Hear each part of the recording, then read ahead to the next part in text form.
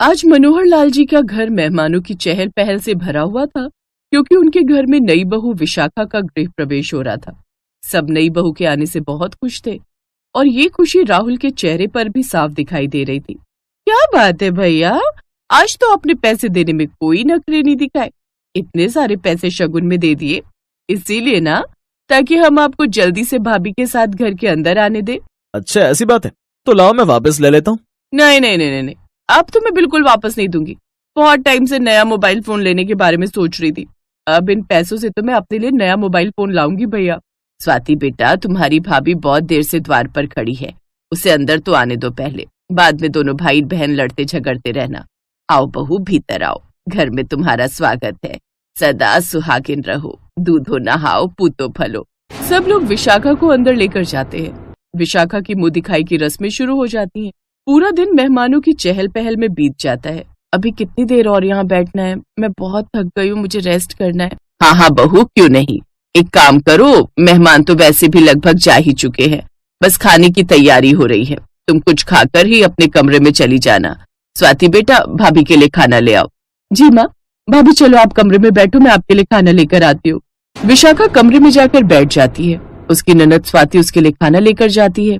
स्वाति, ये सब क्या है? मैं ये सब नहीं खाती हूँ। आपके लिए क्या बनवा दो, आप बता दो, कौन सी सब्जी खाओगे वही बन जाएगी। मेरे लिए तो चिकन बिरयानी वगैरह कुछ बनवा दो, साथ में तरी वाला मटन।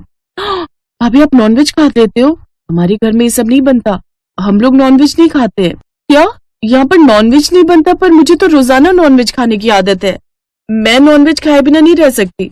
अगर तुम लोग नहीं बना सकते तो मैं खुद ऑर्डर कर लेती हूँ। रुको मैं ऑनलाइन मंगाती हूँ, मुझे बहुत भूख लगी है। विशाखा, तुम्हारे तो मम्मी पापा कह रहे थे कि तुम्हारे घर नॉनवेज नहीं बनता, फिर तुम नॉनवेज कैसे खाने की बात कर रही हो? मम्मी पापा ने तुम्हें मेरे बारे में नहीं बताया होगा, पर मुझे नॉनवेज खाने की आदत है, शायद वो भूल गए होंगे। अब रुको मैं अपने लिए पहले डिनर ऑर्डर कर लूं। विशाखा अपने लिए डिनर ऑर्डर करती है और अपनी अटैची में से एक बोतल निकालती है। स्वाति, मेरे लिए कांच का ग्लास ला दोगी? राहुल, तुम पियोगे क्या? मैं थोड़ी ड्रिंक ले रही हूँ, बहुत थकावट हो रही है तो सोच रही हूँ ड्रिंक ले लूं, उससे थोड़ी थकावट भी दूर होगी और नींद भी अच्छी आएगी। तुम शराब पीती हो? मुझे ये बात नहीं पता थी। राहुल भैया, भाभी की अटैची में सिगरेट की डिब्बी भी है। भाभी, आप सिगरेट और शराब भी लेते हो? हाँ लेती हूँ, तो इसमें हर्ज क्या है, ये तो मेरे शौक है। क्या हमें किसी चीज का शौक नहीं हो सकता? लाओ एक सिगरेट भी पी लेती हूँ, अब दिख गई है तो मैं सिगरेट के बिना भी नहीं रह सकती। तभी राहुल की बुआ और मौसी आ जाते हैं और वो विशाखा को शराब और सिगरेट पीते हुए देख लेते हैं। हे भगवान, नई बहू रानी तो यहाँ सिगरेट और शराब पी रही है। बहू, तुम इन चीजों का भी शौक रखती हो? कौशल्या दीदी ने तो हमें ये बात बताई नहीं। कैसी बहू है, देखो तो कितने गंदे शौक है। तभी विशाखा का ऑनलाइन फूड ऑर्डर आ जाता है। आंटी जी, आपके घर का ऑर्डर था विशाखा के नाम से। इस समय विशाखा बहू के नाम से खाने का ऑर्डर है? क्या है भैया इसमें? आंटी जी, एक चिकन बिरयानी, एक मटन करी और रोस्टेड कबाब है चिकन के। विशाखा बहू ने नॉनवेज ऑर्डर किया है, वो भी इस घर में। भैया जरा रुकना, मैं एक बार पूछ लेती हूँ, कहीं गलती से हमारे घर का ऑर्डर ना हो गया हो, किसी और विशाखा का होगा। मैं 1 मिनट पूछ कर आती हूँ। भाभी, ये आपका ही ऑर्डर है, आपकी नई बहू ने मांसाहारी भोजन ऑर्डर किया है। अंदर जाकर देखो, नई बहू शराब के घूंट भर रही है और सिगरेट भी फूंक रही है। ये क्या कह रही हो ननद जी? विशाखा की सास दौड़कर कमरे में जाती है। पूरा कमरा सिगरेट के धुएं से भर गया था। शराब और सिगरेट की बदबू पूरे कमरे में फैल गई थी। अभी तो बहुत रात हो चुकी है, कल एक काम करते हैं, विशाखा के मम्मी पापा को बुलाएंगे, तभी कोई बात हो पाएगी। पापा, अभी 1-2 दिन रुक जाते हैं, मैं विशाखा को समझाने की कोशिश करूंगा, हो सकता है वो मेरी बात समझ जाए। अगर फिर भी नहीं समझी तब हम उसके मम्मी पापा को कॉल करेंगे। राहुल ठीक कह रहा है, ऐसे अचानक से उसके मम्मी पापा को बुलाया तो समाज में इज्जत खराब होगी। लोग कहेंगे 4 दिन हुए नहीं बहू को आए और लड़की के माँ बाप फैसलों के लिए आ गए हैं। राहुल ने अगले कुछ दिन तक विशाखा को समझाने की बहुत कोशिश की, पर विशाखा ने राहुल की बात नहीं मानी। वो रोजाना ही नशे में रहती और चिकन मटन मछली खाती। एक दिन जब काम वाली रजनी विशाखा के कमरे की सफाई करके बाहर आई। आंटी जी, एक बात कहूँ, बुरा तो नहीं मानोगे? हाँ हाँ बोल, क्या हुआ? आंटी जी, बहू रानी के कमरे में अजीब सी दुर्गंध आती है। नई बहू रानी के कमरे में कौन आता है? क्या राहुल भैया शराब सिगरेट पीने लगे हैं? और कुछ मांस की हड्डियों के टुकड़े भी मुझे झाड़ू में मिले। मतलब आपके घर में पहले ये सब नहीं दिखता था, अभी कुछ दिनों से दिखाई दिया तो सोचा कि पूछ लूं। रजनी, मैं इस सवाल का कोई जवाब नहीं दे सकती, मैं इस समय कुछ कहने लायक नहीं हूँ। बस ये समझ ले कि हमारे भाग्य फूट गए जो हमारे घर में विशाखा जैसी बहू आई। अब बात जब एक बार घर से बाहर निकल जाए तो मोहल्ले में फैलने से नहीं रुकती। आपको पता है भाभी, सुमित्रा आंटी की नई बहू शराब सिगरेट लेती है। मैंने खुद झाड़ू लगाते हुए कूड़े में देखा, और नॉनवेज भी खाती है। आंटी बहुत रो रही थी। अच्छा, ये बात सुनकर तो मुझे भी बड़ी हैरानी हो रही है। बताओ तो कितना अच्छा लड़का है राहुल, और कौशल्या जी, मनोहर लाल जी, उनकी बेटी स्वाति, सभी बेचारे बहुत अच्छे हैं। धीरे धीरे बात पूरे मोहल्ले में फैल गई। राहुल इस शादी से बहुत परेशान हो गया था। एक दिन उसने खुलकर विशाखा से बात करने की कोशिश की, पर इससे पहले वो बात करता उसे विशाखा का एक सच पता चल गया। एक दिन राहुल की एक रेस्टोरेंट में ऑफिस की मीटिंग थी। वहीं पर उसने विशाखा को एक लड़के के साथ बैठे हुए देख लिया। राहुल उनकी बातें सुनने लगा। मानव, अब मुझसे नहीं रहा जा रहा। मैं इस शादी के बंधन से आजाद होना चाहती हूँ। मैंने अपनी तरफ से पूरी कोशिश की इस रिश्ते को तोड़ने की। मैं रोजाना ऐसे काम कर रही हूँ जिससे खुद ही राहुल मुझे तलाक दे दे। उसके बाद मैं और तुम शादी कर लेंगे। ठीक है, तो एक काम करते हैं, हम अगले महीने शादी कर लेंगे। तुम कोशिश करो कि राहुल तुम्हें खुद ही तलाक दे दे। उसे बुलाने दो ना तुम्हारे मम्मी पापा को। अच्छी बात है, जब सबके सामने बात आएगी तभी तलाक हो पाएगा। तुम आज कुछ ज्यादा ही एक्टिंग कर लेना शराब पीने की। अपने आप ही बुला लेगा वो सबको। मैं भी अब तुम्हारे बिना नहीं रह सकता। मैं भी तुमसे बहुत प्यार करता हूँ। अगर तुम्हारे पापा तुम्हारी शादी मेरे साथ कर देते तो आज हम दोनों एक साथ होते, पर उन्हें तो अपनी बिरादरी में शादी करनी थी ना। मैं ठहरा इंटरकास्ट। तुम जानते हो, मैंने राहुल के साथ अभी तक पति पत्नी का कोई रिश्ता नहीं रखा, और नहीं रखूंगी। मैं सिर्फ तुम्हारी हूँ मानव, और तुम्हारी रहूंगी। बस मुझे एक हफ्ते का समय दो, मैं तुम्हारे पास आ जाऊंगी। राहुल अब तक सारी बात समझ गया था। वो जानता था कि विशाखा उससे प्यार नहीं करती। विशाखा की शादी एक जबरदस्ती की शादी है। राहुल विशाखा के मम्मी पापा को बुलाता है। विशाखा, तुम आजाद हो। तुम तो मेरी कभी थी ही नहीं, पर तुम मुझे एक बार कहती तो सही, मैं तुमसे शादी नहीं करता और तुम्हें सब नाटक करने की जरूरत पड़ती नहीं। माँ पापा, मैं विशाखा को पति पत्नी के बंधन से आजाद कर रहा हूँ। विशाखा, तुम जैसे चाहती हो उससे शादी करो। मेरी तरफ से तुम आजाद हो। Thank you Rahul, thank you so much. Mummy papa, एक बार मैंने आपके कहने पर गलत डिसीजन ले लिया, पर अब नहीं। मैं मानव से शादी करने जा रही हूँ। मैं मानव के साथ बहुत खुश रहूंगी। सॉरी राहुल, मैंने तुम्हें बहुत हर्ट किया। माँ जी, पापा जी, स्वाति, आप सब भी मुझे माफ कर देना। राहुल ने मानव को घर पर ही बुला लिया था। स्वाति मानव के साथ बाइक पर बैठकर चली जाती है। राहुल की दूसरी शादी होगी, पर बहुत मुश्किल से होगी, क्योंकि शादी होने के बाद जब शादी टूटती है तो बहुत मुश्किल से दूसरी शादी होती है। चाहे लड़का हो या लड़की, अगर अपनी मर्जी का अच्छा जीवन साथी न मिले तो दोनों का जीवन परेशानियों से घिर जाता है। लोग तरह तरह के सवाल करते हैं कि बहू शादी के बाद 4 दिन ही क्यों रुकी, शादी क्यों टूट गई, आखिर ऐसी क्या कमी रह गई। इस तरह के सवाल हर किसी के दिमाग में चलते रहते हैं। इसलिए माता पिता को हमेशा अपने बच्चों की शादी सोच समझकर और उनकी पसंद के हिसाब से ही करनी चाहिए, तभी शादी के रिश्ते सफल होते हैं।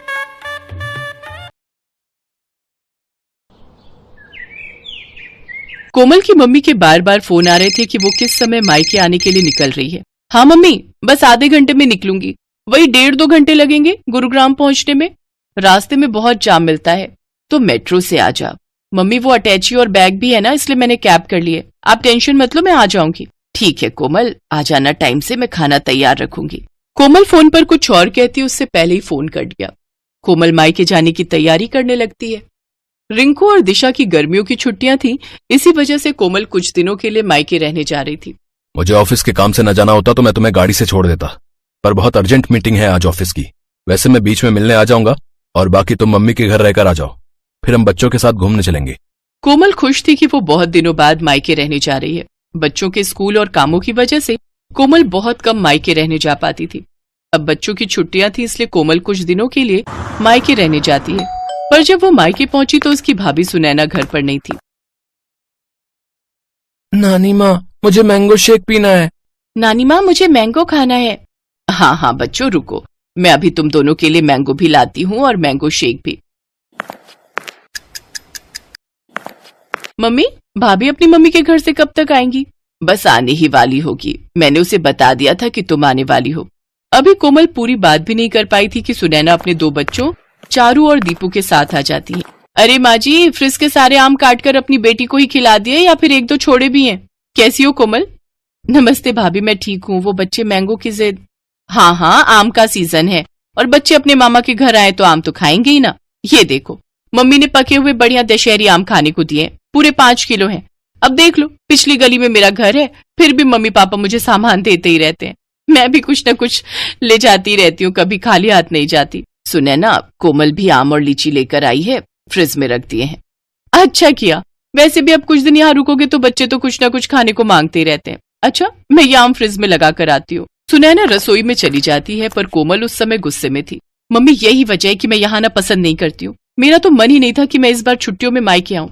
सुधीर तो बोल भी रहे थे कि कहीं घूमने चलते हैं। मैंने ही उन्हें मना कर दिया कि नहीं, पहले मैं कुछ दिन मम्मी के घर जाकर आऊंगी, इसके बाद घूमने जाएंगे। बहुत बड़ी गलती कर दी जो मैं यहाँ आ गई।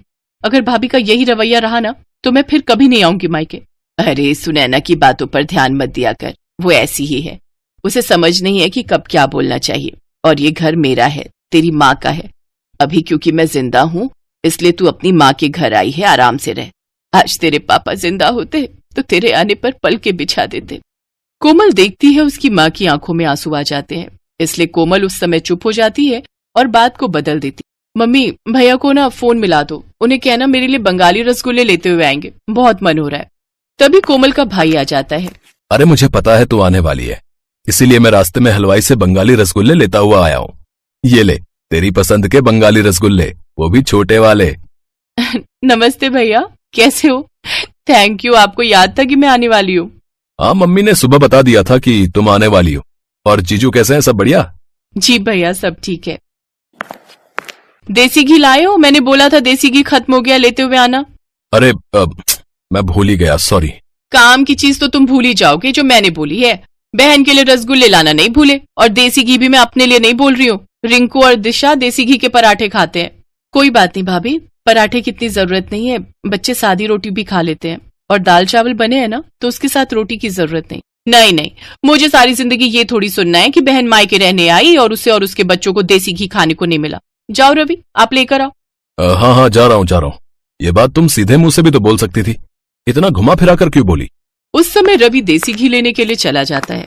सुनैना आगे पीछे तो ठीक रहती थी, पर जैसे ही कोमल कभी रहने के लिए आ जाए तो वो ऐसे ही व्यवहार करती थी।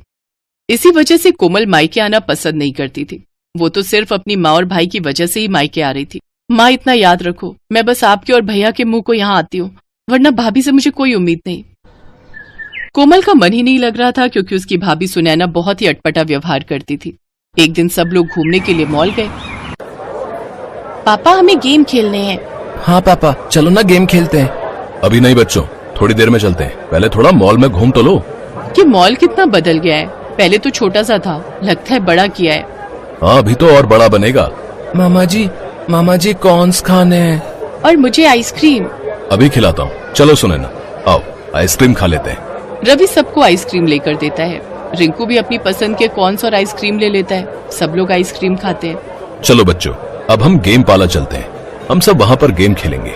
रवि जैसे ही सबको गेम पार्लर ले जाने लगता है तो वो देखता है कि आज गेम पार्लर बंद है।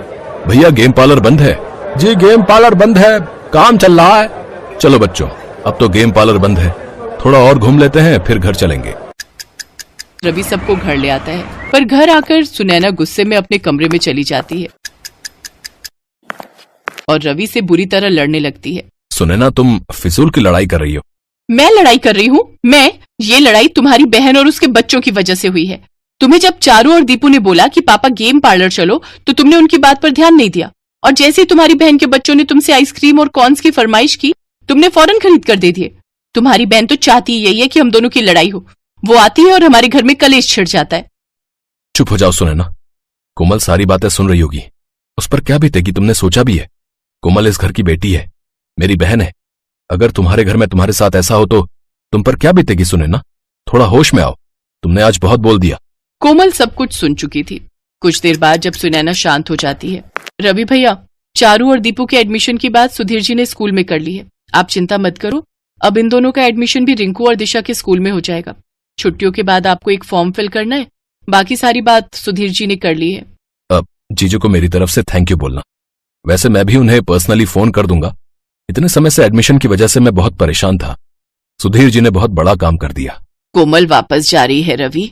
सुनैना की बातों से इसका मन बहुत दुखा है। हाँ भैया, अब मन बहुत दुख चुका है और आप प्लीज मुझे रोकना मत। मैं नहीं चाहती कि मैं आपकी और भाभी के झगड़े की वजह बनूं। मेरी कैब आ गई है, मैं चलती हूँ। कोमल जैसे ही बैग उठाने लगती है, सुनैना उसका हाथ रोक देती है।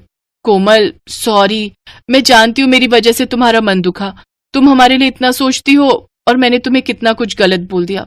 ऐसे अचानक मत जाओ, सुधीर जी गलत सोचेंगे। कुछ दिन और रुक कर जाना। बच्चे बहुत मन से अपने मामा मामी के घर आए हैं, मैं ऐसे नहीं जाने दूंगी। मैं जानती हूँ मैंने गुस्से में बहुत गलत बोल दिया, पर मैं ये भी जानती हूँ कि तुम मुझे माफ कर दोगी। भाभी प्लीज आप मेरे से सॉरी मत बोलो, आप मुझसे बड़े हो। सारे गिले शिकवे दूर हो जाते हैं और मन की कड़वाहट खत्म हो जाती है। सुनैना और कोमल एक दूसरे के गले लग जाती हैं। सब कुछ ठीक हो जाता है। रिश्ते फिर से सुलझ जाते हैं। सुनैना ने अपनी गलती मानी और उसे एहसास हुआ कि जैसे वो अपने घर की बेटी है, वैसे ही कोमल इस घर की बेटी है, और अगर उसके साथ ऐसा होता तो उसे कितना दुख पहुंचता। इसलिए सुनैना ने अपने व्यवहार को बदला और रिश्तों में आने वाली दूरियां खत्म हो गईं।